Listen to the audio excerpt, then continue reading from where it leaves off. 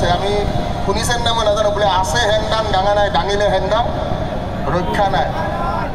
তো অসমীয়াৰ এটা গাত তেজ আছে আৰু কোচ ৰাজবংশী বুলি ক'লে আমাৰ বা আমাৰ যিকোনো এটা আমাৰ জনজাতিৰ যেতিয়া আমি কথা পাতোঁ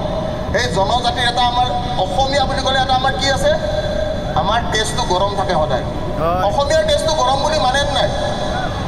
অসমীয়াৰ তেজ গৰম হয় নহয় সঁচা কথাটো সুধিছোঁ অসমীয়াৰ তেজ গৰম হয় নহয় অসমীয়াৰ তেজৰ দৰে তেজে নাই অসমীয়াই জিতি কৰি দিব পাৰে কাৰণ অসমত আমি সকলোৱে জানো লাচিত বৰফুকনৰ কথা আমি শুনিছোঁ নাই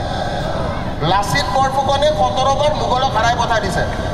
আৰু ইয়াৰে মাজতে 1000টা লাচিত বৰফুকন ওলাই যাব মন ওলাবনে নাই ইয়াতে যদি দৰকাৰ হয় 1000টা লাচিত বৰফুকন ওলাই যাব আমাৰ ইয়াতে আজিৰ যুৱ প্ৰজন্মৰ দৰে আৰু পাৱাৰফুল একো নাই সেইকাৰণে সদায় কি কয় ছাত্ৰ সমাজ চবতকৈ পাৱাৰফুল আৰু